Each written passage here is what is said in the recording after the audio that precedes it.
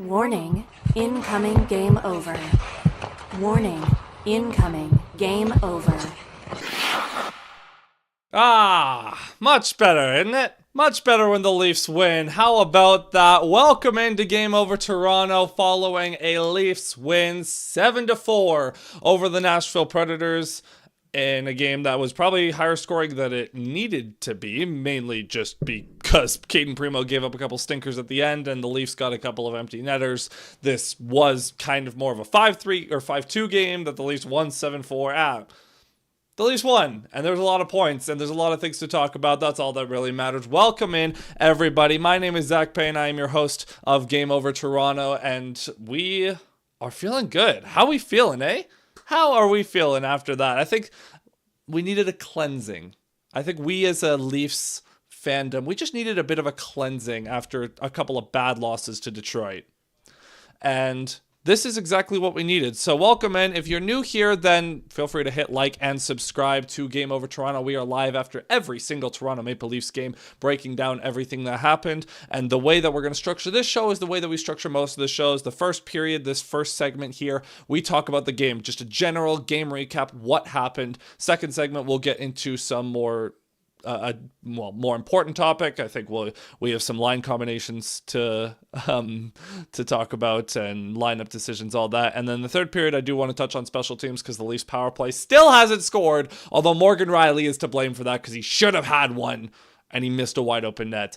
But regardless, that's what we'll go in the third segment. And then finally in our fourth segment, we invite a Q&A. Although for those of you that are returning viewers, you know that I just kind of chat with you guys throughout. Like, we're basically all these segments are going to be a dialogue between me and you guys, because you guys are why we do this, and you guys make the show run just as much as I do. So to start off with, Matthew in the chat saying Austin hurt us and played better. I still think his shot's off with another just wide wrister. Yeah, it's just needs to be fine-tuned a little bit, but it's right there. It's right there. I still think it's a confidence thing, and I think getting a goal on a goalie will go a long way. Cowan looks good. He can get a longer look on the top line. And I see Austin Juby. Welcome back. I got to say, Austin, I don't know if you saw any of the show yesterday, but we talked a lot about the Cowan experience. And I got to say, you might have been cooking. You might have been cooking with I think you can also admit you did not think that Cowan was going to be put on the top line immediately. Psychotic, but sometimes you got to be crazy for things to work out. And maybe this was the right kind of crazy from Craig Berube. But welcome in. Matthews finally came alive. Let's go. His first NHL point, and his first line is exactly where he needs to be fast and play make. The thing, well, we'll talk about this later, but there's putting a player in a position to succeed, and then there's putting him with Austin Matthews and Matthew Nyes, which is about as good of a position as you can possibly be, and we'll see how long this lasts. That was very Primo first NHL game, and he won in 4. He was solid. Well, he was fine. I think letting in 4 is not necessarily good, and some of those goals, the last couple of goals, I'm like, is what it is. Matthew, this is the type of game where Nicky gets a goal. The post was close, but the missed poke and rebound was worse. That whole, like, the power play, like Robertson, or how, Robertson ringed off the post. I don't know how McMahon didn't score right before Robertson had a chance at that. It was crazy. Nylander was worse tonight. Besides points, he needs to score. He needs to score on a goalie, but he was better than he was in the past. So that is what it is. I need to look this up because Austin, that was not Cayden Primo's first game. He's played 56 NHL games before. Anyways, I think Michelli works on the line with Willie and JT. Man, what a weird line, because when they have the puck, they are actually pretty good. When they are needing to get the puck back, I have a lot of problems with that combination. We'll talk about all that later. Maybe we should just actually get into the game. Maybe we should do what we're here to do in the first segment. We're going to recap the game. So starting off with, we're coming off a couple of bad losses. And for those of you who listened to yesterday's show, I said this was a game the Leafs have to be able to score. I said they were going to score 4 or 5 because the Predators are not that good of a team. They have a backup goalie in, and this was a matchup that the Leafs needed to take advantage of. And they were getting a couple of chances early. The Leafs are pretty good at starting fast under Craig Berube, and that's kind of a theme. They try to blitz teams early. Didn't happen in this game, but you'll see that throughout the season. And then a little way through the first period, a weird sequence where off a blocked shot, Matthew Nyes takes a stinger. He has to, get off the ice. Dakota Joshua takes his spot on the top line for a shift, but it was also in the midst of a change. So John Tavares was still getting off the ice. So he gives it to Dakota Joshua, who skates into the zone. Little dump in. Cowan just misses it. He almost got his first NHL point there. Instead, Joshua gets it, sweeps behind the net, gets it back to Jake McCabe, takes the shot. It deflects on the way in. One of those back foot floaters from the point, just trying to get it on net, and it gets to the net, and it gets in the net. Jake McCabe, that's his first goal since February, I believe they said on the broadcast, which was surprising to hear considering Jake McCabe is usually pretty active offensively. I have not loved Jake McCabe with the puck this season. He has made some really questionable passes, but regardless, he gets the Leafs on the board 1-0 early. Short while later, also, what a weird combination. So Dakota Joshua on the top line, but John Tavares also gets the assist. Very interesting combination there. But Dakota Joshua, his first point as a Leaf. Short while later, Oliver Ekman-Larsson on a play where he has a man open in front of the net. He sends a pass through. It was Matias Maccelli in front. It looked like Maccelli got his first as a Leaf, but it in fact deflected off a defender in front and into the net. So Oliver Ekman-Larsson gets his first of the season. 2 defensive goals for the Leafs, and they lead 2-0. And overall, the first period was pretty just good. Like, this is about what we expected. The Leafs maybe don't control play, but they were the better team. They get 2 goals. Yes, they were maybe a little bit lucky, but you go to the net, good things happen, which is something that I really need to hammer home. Go to the net, good things happen. To start the second period, the Nashville Predators took those words, heeded those words. They went to the net and good things happened. So the first goal on a point shot from Brady Shea gets deflected in front by Michael McCarron. It sneaks through Caden Primo. The Preds get on the board. What are you going to do? Sometimes goals are going to go in. But what you cannot do is follow that up with a brutal defensive shift right after that. And the Predators instantly take advantage, tying the game on Weisblatt, the guy who tried to injure Easton Cowan, sends one out front. He steals the puck from Chris Tanev to Eric Halla, who fires one past Caden Primo. Just a bang-bang play. I don't blame Primo on that one. I do want to bring up the goal visualizer hold on, I have to remind myself what happened. There was a lot of goals in this one. Yeah, so McCabe sends it behind the net to Tanev, and Tanev just gets the puck taken away from him. And John Tavares is kind of in no man's land, which allows Eric Halla to come out front. Maccelli was also in trailing position there as well. You have 3 Predators around the net and 4 Leafs, and Halla gets open for a goal. Can't happen. And that happened just 40 seconds after the first Predators goal. By the way, for the out-of-town scoreboard, the Habs just came back to beat Seattle. That is unfortunate, is what it is. So that was 40 seconds apart. So in 40 seconds, the Leafs go from having a 2-0 lead to the game being tied. Craig Berube takes a timeout as a result to settle his team down, get them back focused on task, and it works out. The Leafs, they get a goal a short while later. This was a beautiful passing play from the second line. We talked about Maccelli on the second line. I still have my problems with it that I'll talk about later. However, when that line has the puck, unbelievable things they are able to do. Matias Maccelli is so good at these east-west passes, man. Like, some of the passes he was making in this game, unbelievable. I think he might be the best pure playmaker on the roster. He might be. Like, Nylander's a really good playmaker. I think Maccelli might be the best pure passer on the team, maybe the best playmaker.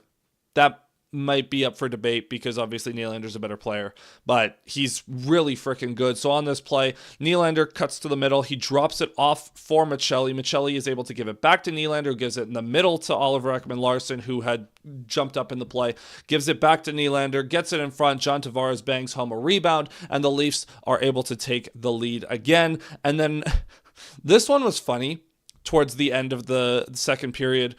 on a chance where the Predators, they try to send a stretch pass, doesn't work, and the Leafs are able to catch them on the change, the long change. They send a pass up. Oliver Ekman-Larsson gets it up to Robertson, who taps it to Bobby McMann. McMann comes in, takes a shot. It's blocked, and he just fires the second chance on net. It tips off Brady Shea's stick and into the net. Kind of a funny-looking goal. But regardless, Bobby McMann has his second goal of the season, which gives the Leafs a 4-2 lead going into the third. And for those of you who watched this Leafs team last year, you know that when the Leafs have a lead going into the third period, they're generally very good at defending it. Now, there was one thing that was left that needed to happen in this third period, mainly for my own selfish reasons, because I bet on this. Coming into this game, I was like, you know what? A couple things. Leafs need a win. I think they'll win. Austin Matthews needs a goal.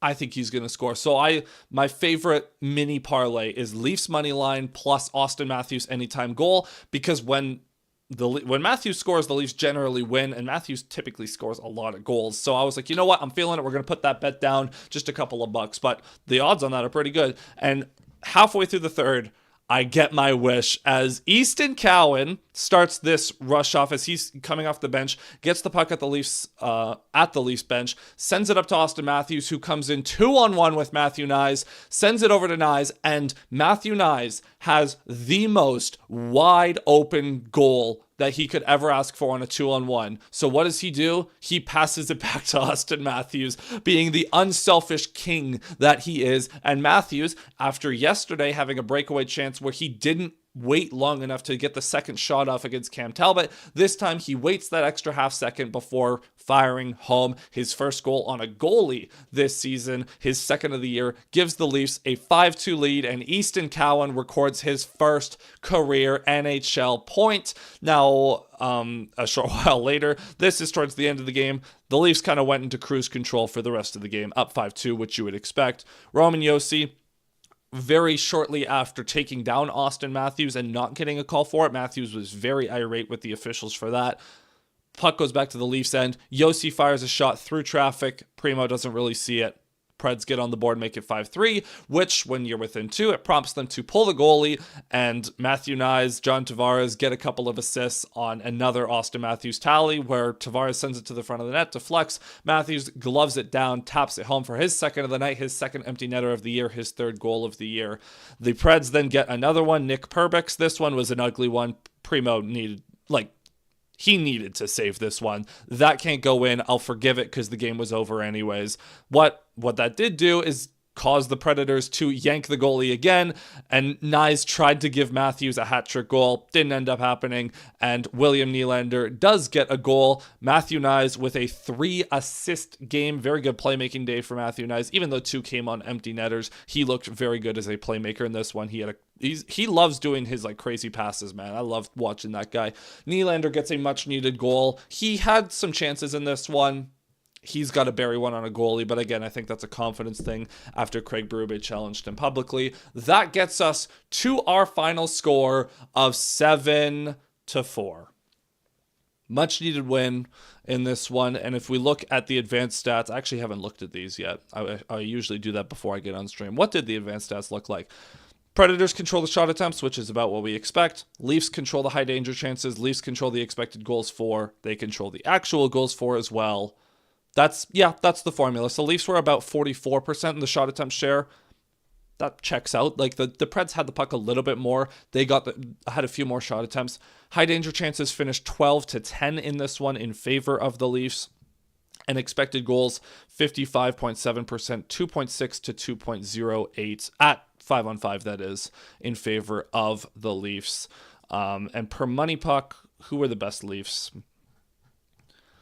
Money puck in all situations had the Leafs at 4.4 expected goals. It is worth noting. Nylander had, that's kind of skewed though, because Nylander's empty net was a lot closer to an entire expected goal. Matias Maccelli actually led the way with an 83% expected goals rate individual. John Tavares right behind him at 80%. So the second line actually did lead the way expected goals wise.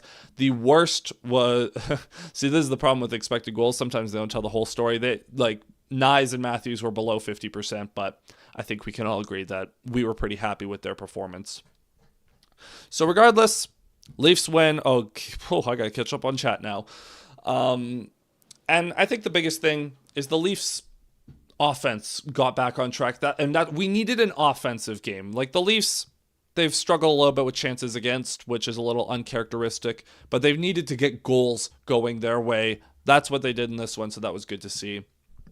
All right, let's catch up here. Okay, Digital, welcome back. Okay, Digital, Predators hunting Cowan like he stole their lunches. There were a couple of instances where the Preds were, Forsberg had one, Weisblatt had one.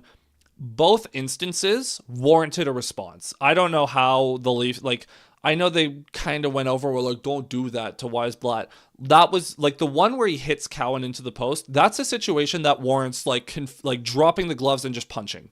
Like, I don't care if I get a penalty. You are not doing that to our rookie. I feel like that could have happened.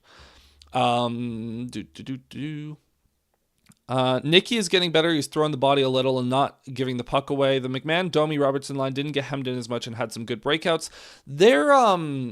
It's a weird line because it's an October-ass line, man. That is not a line that is serious later in the year, but for the start, sure, why not? Weirdly enough, Anthony Petrielli pointed this out. The Domi line has been like getting a ton of defensive zone starts. Part of that is deployment, like Berube's maybe forcing them to play more defense to prove that they're responsible. Part of that is also they've iced the puck a little bit, but I thought that was really interesting. They've been kind of buried a little bit. Tanev isn't looking as tough as he has. Stripped a few times of the puck and only pushed Weisblatt after the dirty hit on Cowan. I actually wanted Nyes or McCabe. Like, Tanev's not really a fighter, but the Leafs had guys on the ice that could have dropped the gloves. Like, Nyes has a fight, and he's kind of the... Matthews isn't going to fight people because he's Matthews. Nyes is the one on that line that kind of needs to babysit, which I don't love because he's also a kid, but McCabe also should have dropped the glove. Like, someone has got to go over to Weisblatt and just punch him for that. Like, beat him up for that.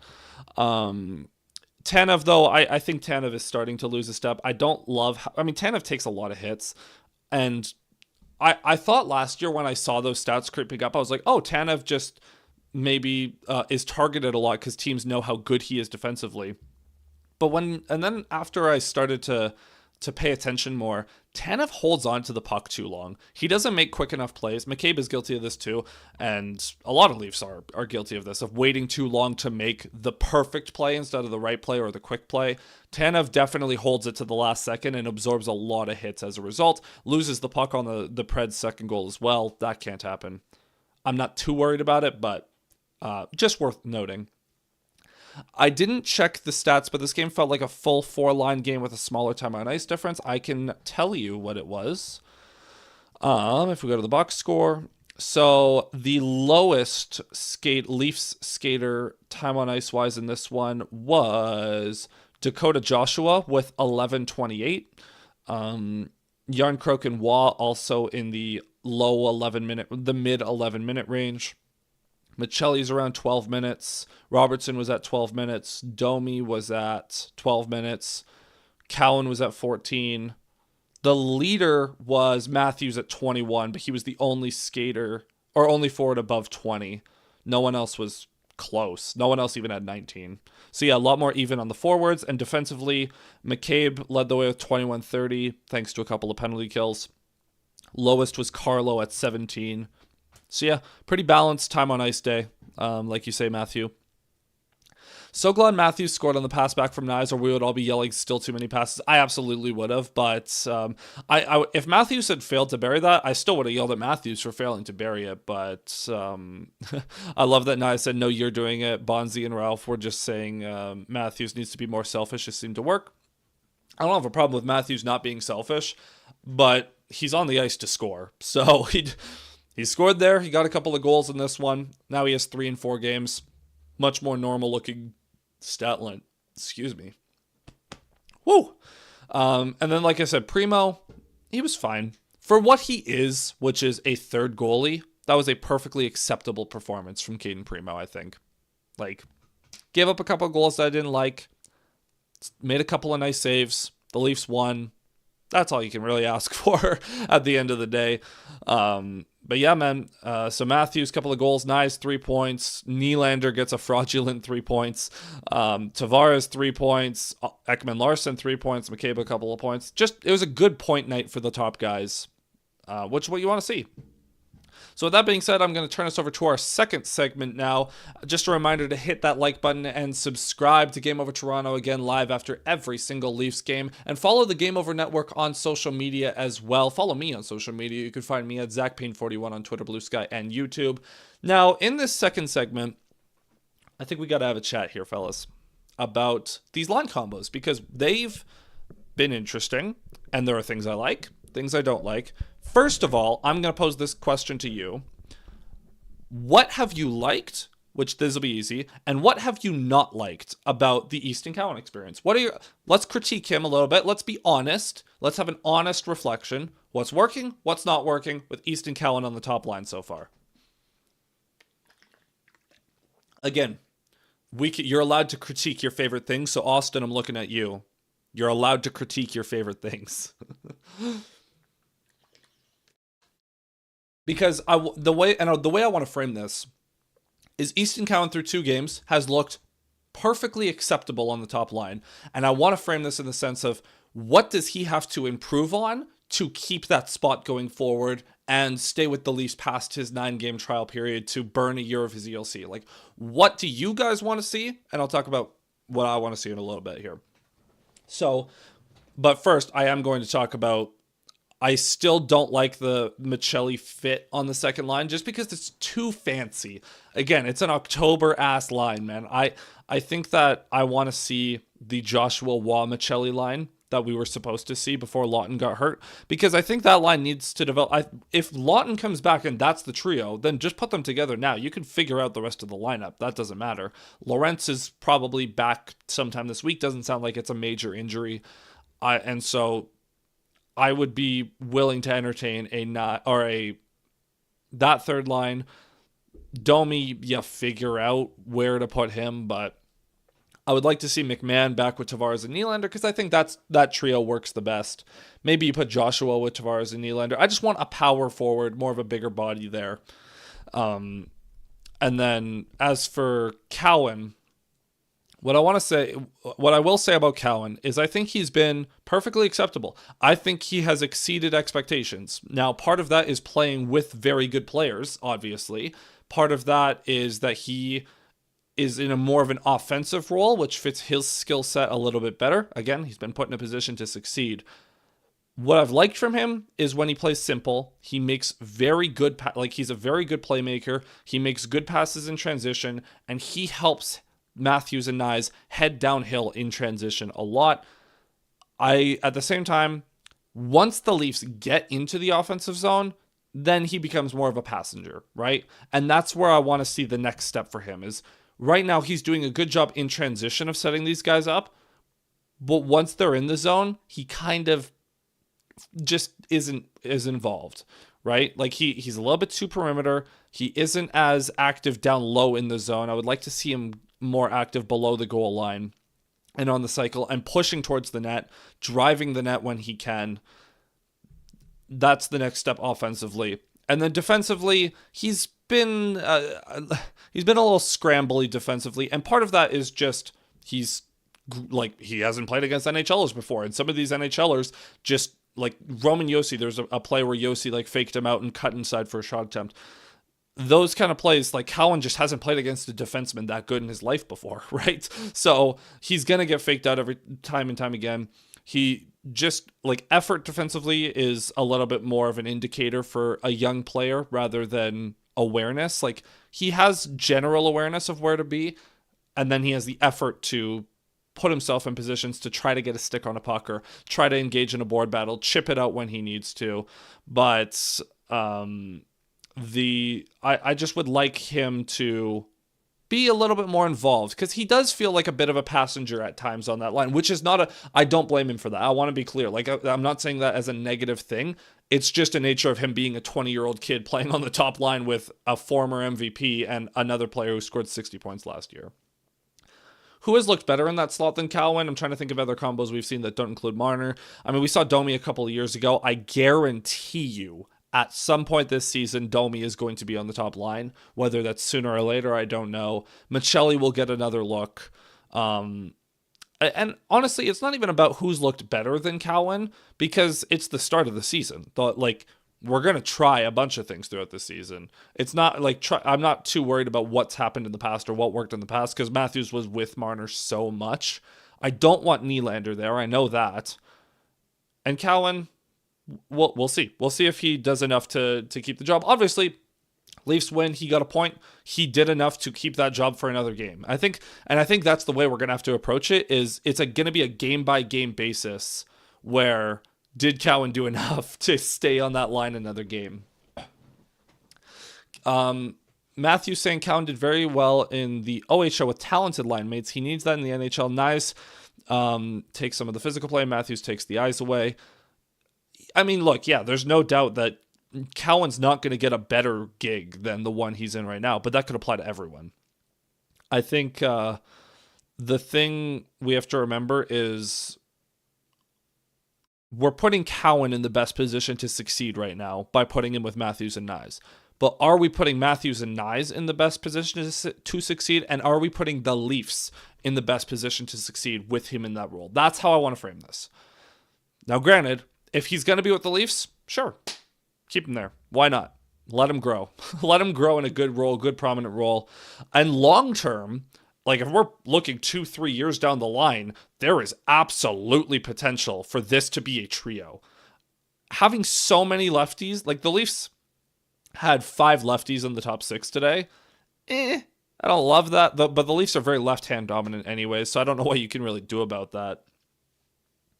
When Lawton is ready to return, it will become an issue if you want to keep a waivers exempt player up there. I think when Lawton comes back, I think that's when he gets sent down. The question is, when does Lawton come back? It'll be really annoying if it's 10 games, because at that point I'd be like, hey, just call someone else up. Call Quillen up for 1 game if you're going to send Cowan down anyways. I think when Lawton comes back, the lines are going to go back to what they were supposed to be in game 1 before Lawton got hurt, which will be Nyes, Matthews, Domi, McMahon, Tavares, Nylander, Joshua Waugh, Michelli, Lorentz, Lawton, Yarncroke.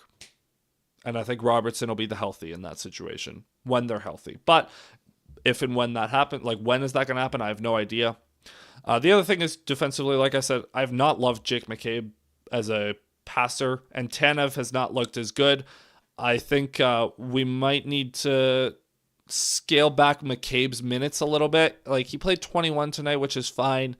I think I might like McCabe. It's tough because the Leafs basically just play 3 pairings, but I don't know. I just haven't loved that pair. The defense has not impressed me as much as I was hoping they would. I was hopeful that this unit would be like a legit, solid top 10 unit. It just hasn't clicked so far this season. I don't know if that's age. I don't know if that's rust. I don't know if that's what. Like, we'll see. Again, the Leafs are a very bad October team. Someone mentioned it earlier. The Leafs are very slow. They're very heavy. They are not built for this October run and gun style of hockey. So we'll see how they progress throughout the season. Maybe they'll just get better as time goes on. I don't know. We'll probably just going to have to wait and see on that front. But yeah, I just wanted to bring that up as something to note. Is just what does count? It's basically when we talk about the line combos, we know what their preferred ones were before the season. So Cowan now has to prove that he deserves a job when the Leafs are healthy. That's going to be a taller task. I think he's capable of it, but I don't know if he's capable of it right now as a 20-year-old. That being said, I'm now going to turn us over to our third period segment, where we're going to talk about special teams and mainly the power play. The penalty kill's fine.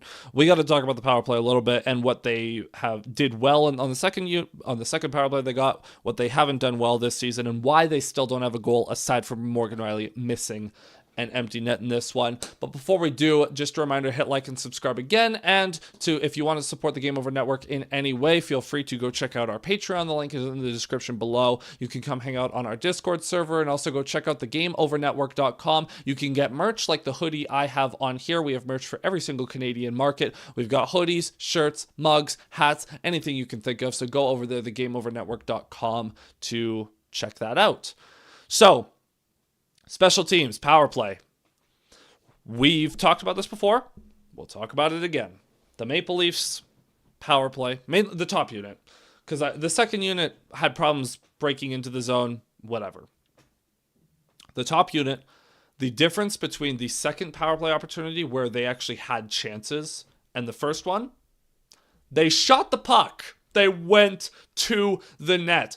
It is so infuriating to me when I see these guys dipsy doodling around the outside and not just go to the net. This should be so simple. I talked about the Leafs needing to create chaos. It should be so simple. Get the puck, get it into the zone, get set up, shoot it on net.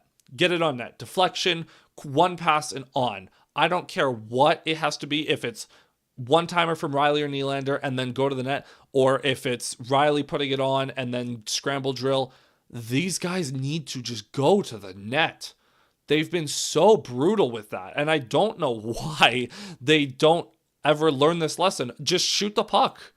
Shoot the puck. The one that killed me was I think it was Matthews sent a cross seam pass to Nylander, and Nylander took like 2.5 seconds to shoot that puck, and I was like, Willie, quicker. We need quicker shots, quicker action. And of course, the one really good chance they had, Tavares had a great chance in the middle.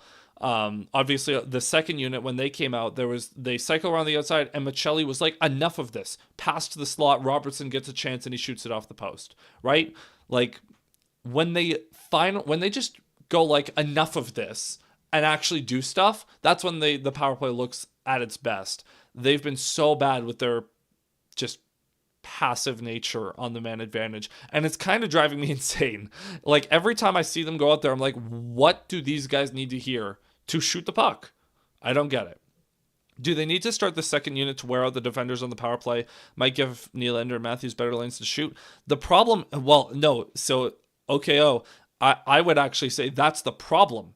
They're looking for better lanes to shoot. They're looking for the perfect lane to shoot. They just need to shoot. If it gets blocked, it gets blocked, but they're not shooting enough. The volume has been not high enough, and you can do things like you can run these little give and go plays down low, like give it to Nyes down low. He can give it to Tavares in the slot. You can run jam plays with Nyes. You can run jam plays with Tavares, with Matthews. I don't care.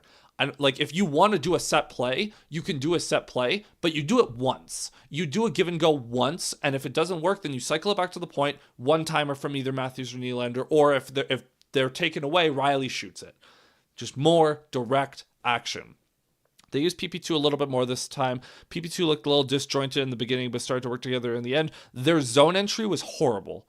The second unit could not get in the zone to save their lives to start, and once they did, Michelli immediately was like, go to the net. Nylander was just being polite, letting Noonan get across in time. Yeah. PP1 puts the other team to sleep, and PP2 comes in and goes sneaky fast to get a goal. It's so funny because PP2 right now is just all the short kings that are super speedy, and like Domi and Robertson and Michelli. Little water bugs out there, man. I want the power play to drop a play called Oops, All Shot, and as soon as you reach the hash marks, you shoot. No passes, no beers, only shots. Only shots, and Nyes and Tavares get the rebound, clean up the garbage, go from there. I also want to bring up this. I do want to flag this. The Leafs have gotten 2 power play opportunities every single game, and I need to bring up where that ranks in the league, because it is not. Am I able to do this? Shoot. How? Must be this. Teams? Yeah. Wait, hold on. There's a way to I forget where these stats are. No, I need the stupid power plays or penalties. Anyways, the point was, yes, here we go. So the Leafs are currently they're at the bottom of the league in power plays drawn and penalties drawn. They're tied with New Jersey with 8.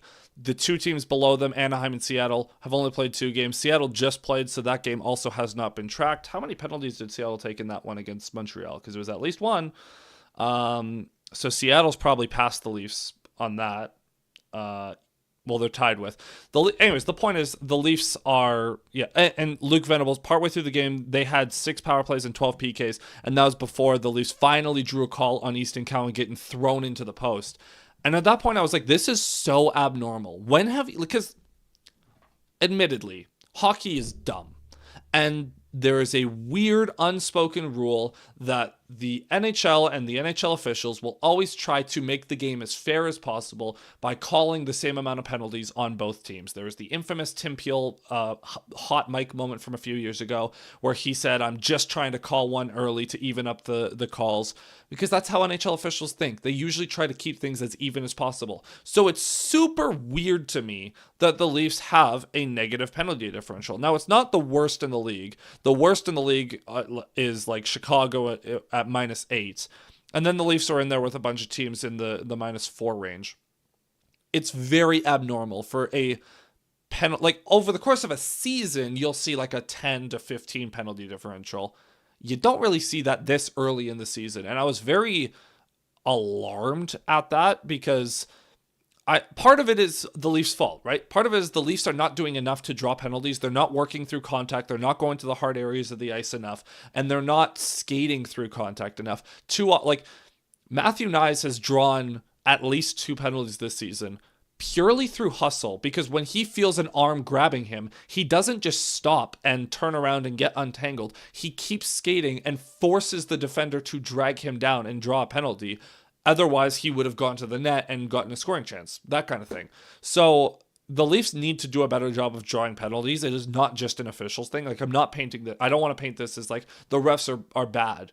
No, the Leafs are not doing a good enough job at forcing the refs to call penalties. And so I do just want to flag that as well as part of this power play segment, as they also just haven't had that many opportunities. Of their 8 power play opportunities, 2 of those were also cut short due to penalties that the Leafs took at various times. So the Leafs have only had 6 proper power plays through 4 games, which is a little abnormal. They still haven't looked good. And I should also mention, Morgan Rielly absolutely should have scored a power play goal in this game. He was given a beautiful feed from Matthew Knies, and he sent it through the crease on an empty net.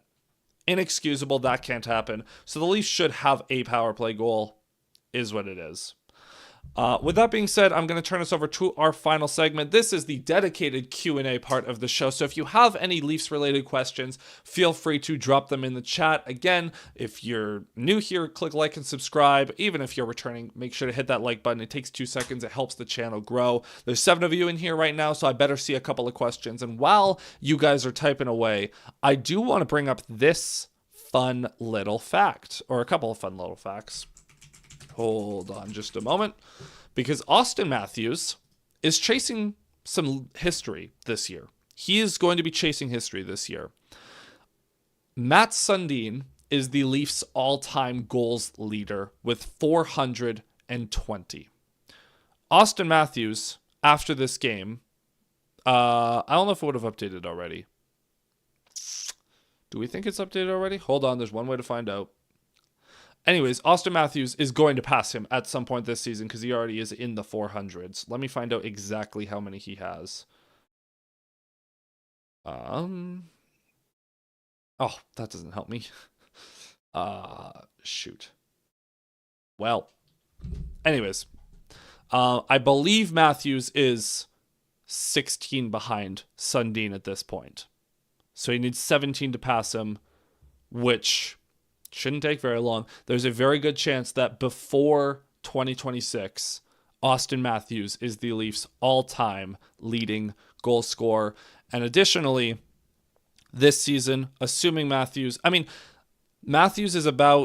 he's 250 some points behind Sundin as well.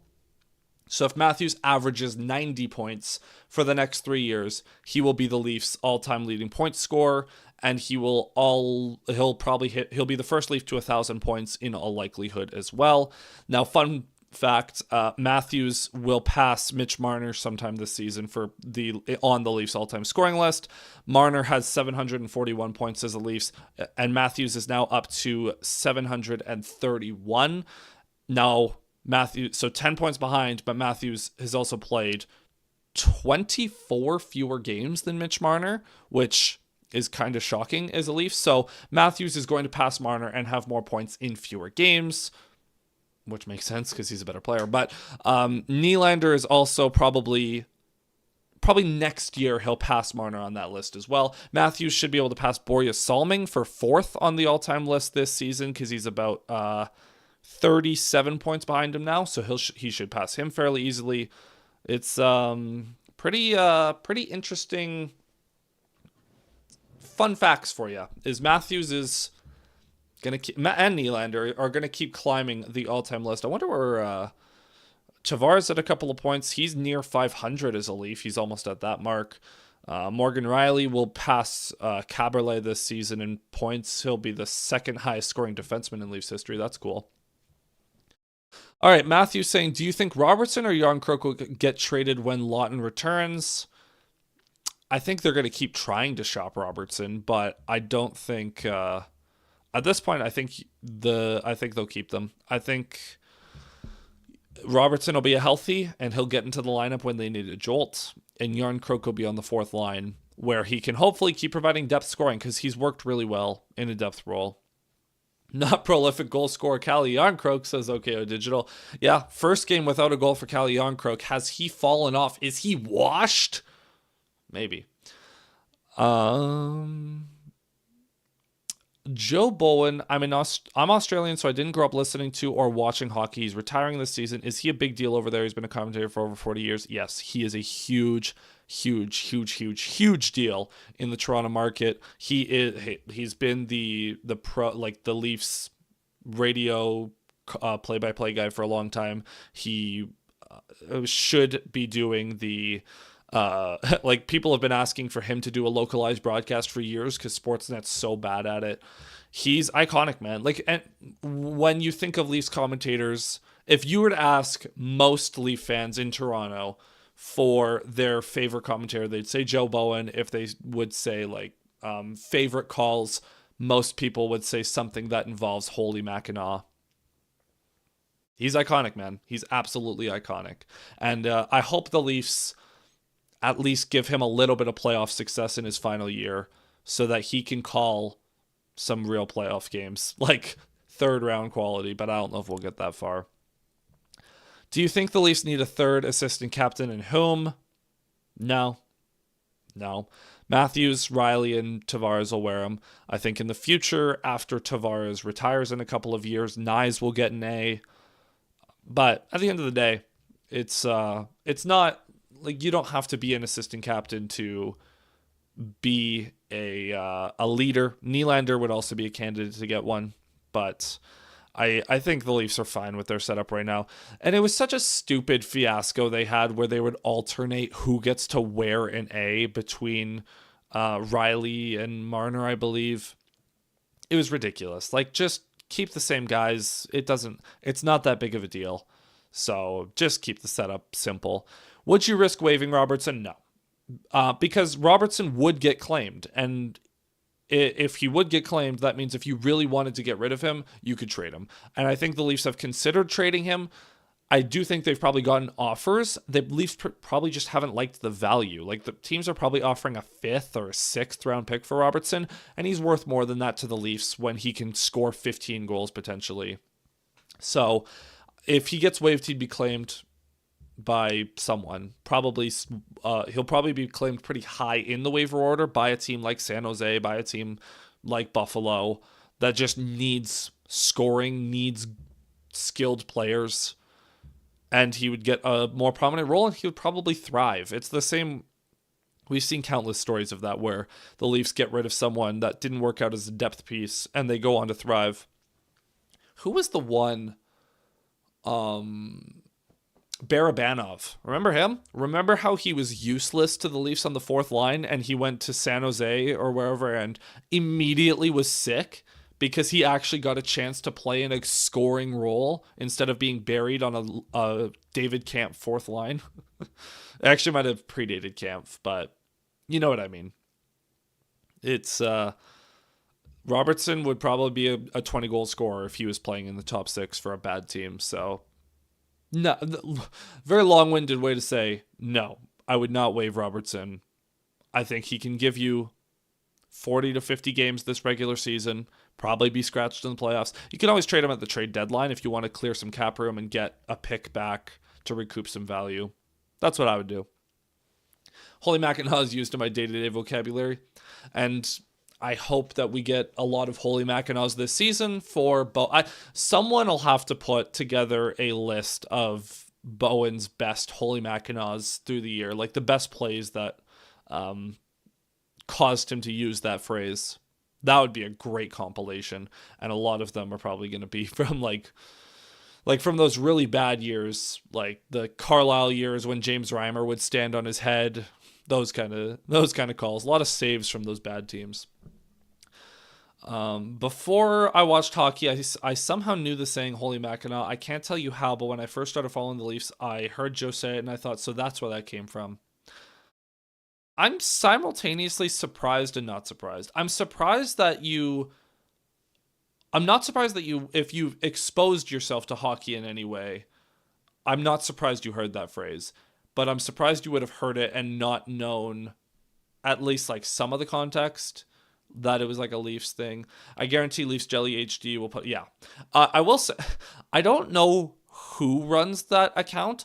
I know it's someone associated with Maple Leaf Hot Stove because I've been working with Maple Leaf Hot Stove for years, and like they put the podcast out there. Nick Ashbourne and Anthony Petrielli, and I was like, okay, so someone associated with, and whenever we do articles for Maple Leaf Hot Stove, we always include the game highlights with a link to the Joe Bowen commentary.